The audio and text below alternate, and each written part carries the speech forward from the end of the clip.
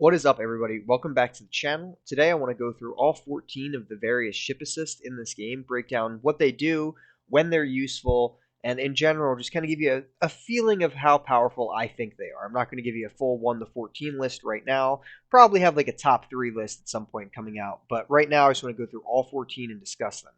I want to get into some heavier gameplay mechanics on this channel and really break down some positioning and strategy, but I think we need to get through all the basics first, and I don't want to just jump right into the deep end here for the channel videos. So I'm going to start with, just giving you a general list of what the ship assists do, and just generally break them each down.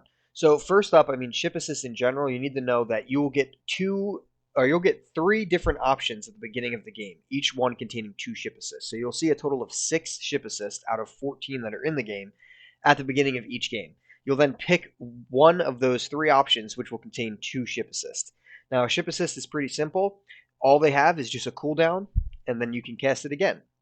So let's just go through. The first one, as an example, is called Ionstorm. It has 3 yellow dots there, so that is a 3 cooldown. That's 3 rounds. So your turn, then their turn, and then it cools 1 down. Your turn, then their turn, and then you have 1 turn left to go. And then again, now you can use it. That's how it'll work. So with more yellow dots, you have to wait longer to use these. With less, you'll be able to use them a lot quicker. They'll be able to refresh a lot quicker. So this is a 3 cost. There are 3 cooldown storm. It has no cinder cost, so excuse me for that. And what this does is an ion storm. Units in the area lose 40% accuracy for a turn. So this puts down a ion storm on the map in a relatively large circular AoE area. And what it'll do is just reduce the accuracy of the units in that area.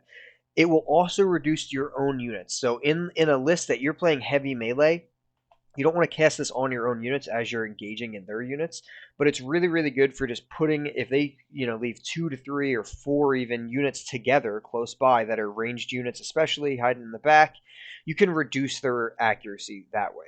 So ranged units lose accuracy the more distance they have to shoot, and they also lose accuracy as they're shooting through other units and other cover type of materials. So there's hard cover, soft cover, etc. So as they're trying to shoot through that stuff, they'll lose accuracy. So hitting ranged units with this type of ability is really solid. It'll really make them miss. And again, only lasts for a turn. So that's Ionstorm, pretty solid.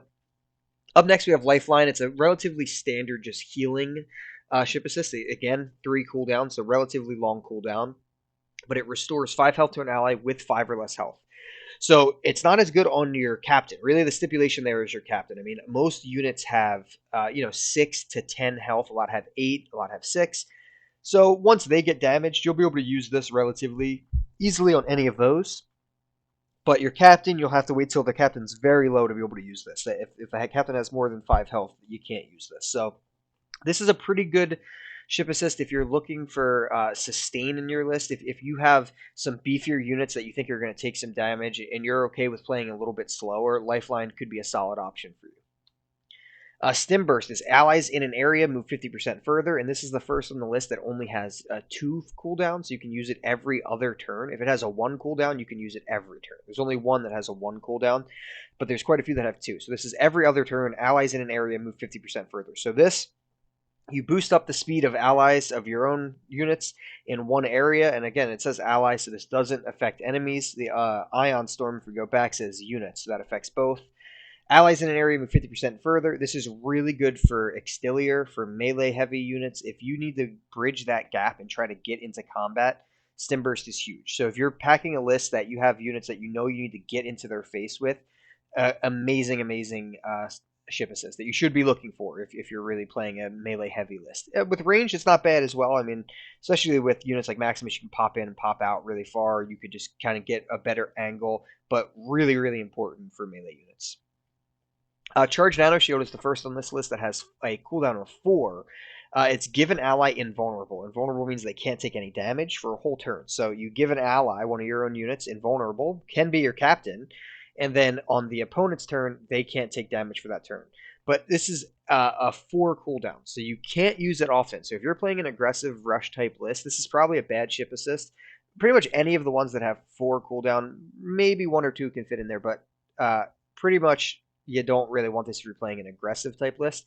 If you're playing a list that's a lot more slow and you think the game's going to go on a lot longer, this is a really powerful ship assist. I mean, completely giving invulnerable to one of your units is amazing. You could do it to just a guy with only has 1 health left.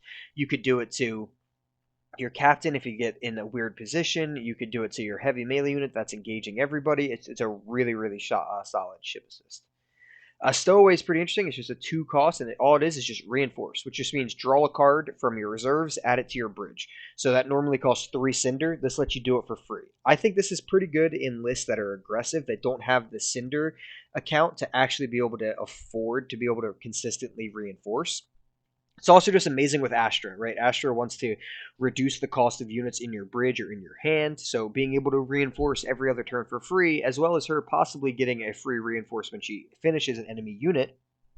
Great way to keep your hand very healthy, very fresh, and really be able to just manipulate the board with max amount of units and have a lot of pressure put on that way.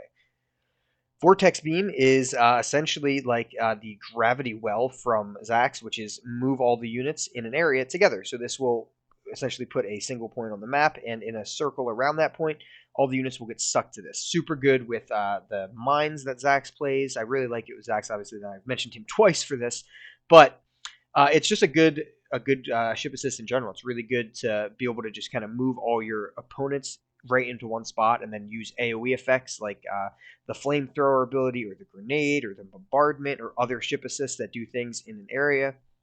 Super good that way. And this is really just versatile. It's even good for melee units if you want to pull your melee unit and their unit close together, so now your melee unit can attack.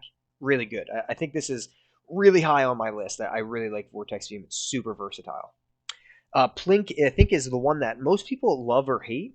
It's the only one cooldown ability, so you can use this every single turn, and it's as simple as just restoring 1 health to any ally or dealing 1 damage to any rival. So very simply, it just will ping or plink a health off of an opponent or regain one of yours. Kind of, if you have, you're going to get a list of 2 ship assists.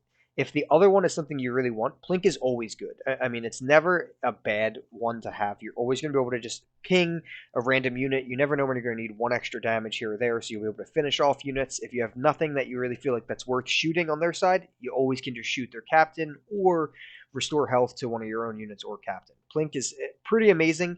I'm not sure if I'm just like automatically including Plink as anytime I see it. I'm not at that level yet. I know some people are obsessed with this one, but I think it's really solid if you really like the other one that comes with it. Up next is the Disruptor Beam. It's just simply move units in an area apart. So the opposite of that Vortex Beam is the Disruptor Beam. It's just instead of pulling them all together, it's pushing them all apart.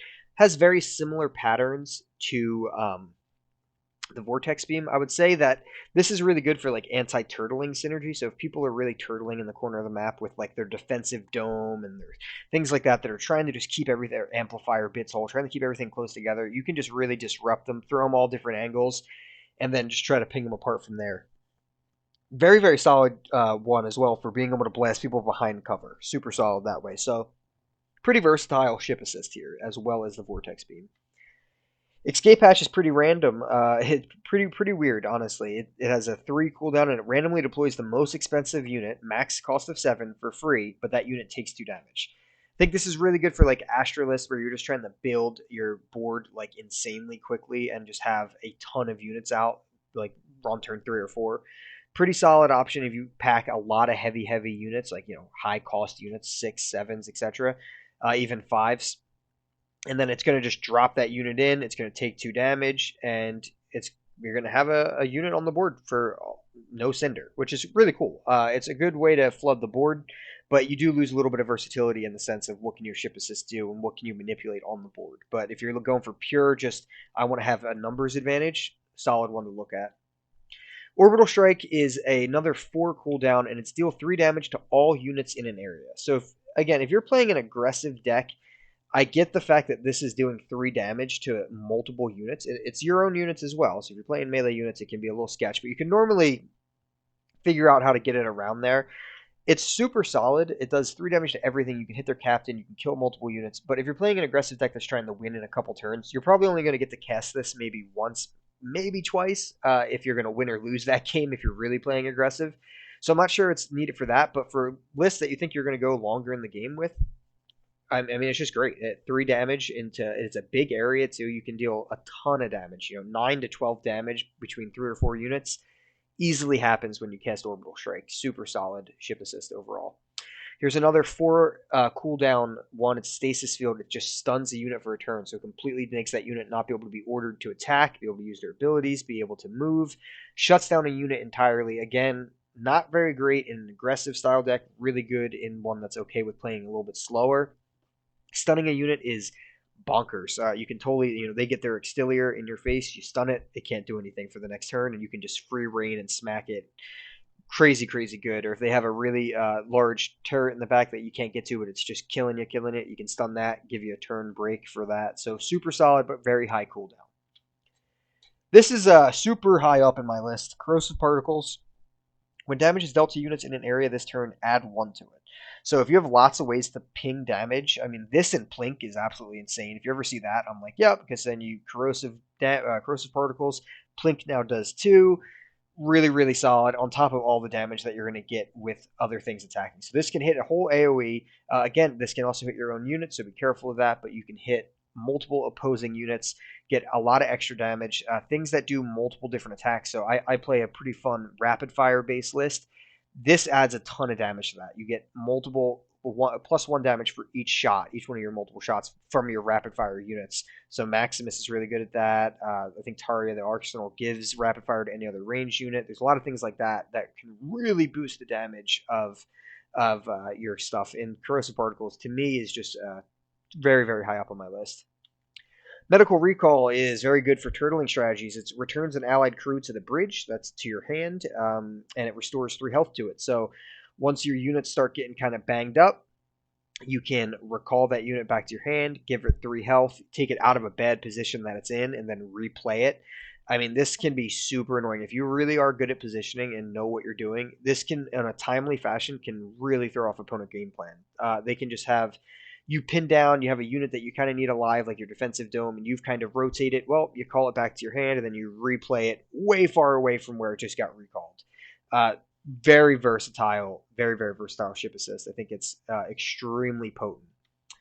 Up next, we got the Cinder Infusion, and the Cinder Infusion is simply gain 2 Cinder and restore 1 health to your captain. So I guess they thought gaining 2 Cinder wasn't just enough. They also want to add restore health. It's a 3 cooldown, and really good for, again, lists that want to build up. It can also even be good for pretty aggressive lists. Some aggressive lists, this can amplify how much aggression you can put out because you're going to be spending your unit's abilities, you're going to be putting stuff out, but in the long run of the game, you'll get to a point where you kind of don't need that much more Cinder, so it's not as good later in the game. But early on, you can get a lot of value out of this. It's super solid ship assist in general. So this is actually the last one. That's all 14 ship assist. Hopefully you found these helpful. Just a quick breakdown of my thoughts on each. I'll probably put out a list of my favorites. Stay tuned to the channel for more videos all week long for Moonbreaker content. I appreciate all the new subscribers I got from the previous videos. Thanks for checking this out. And if you have any feedback or any other videos you want to see, just leave it down in the description below. Until next time, peace.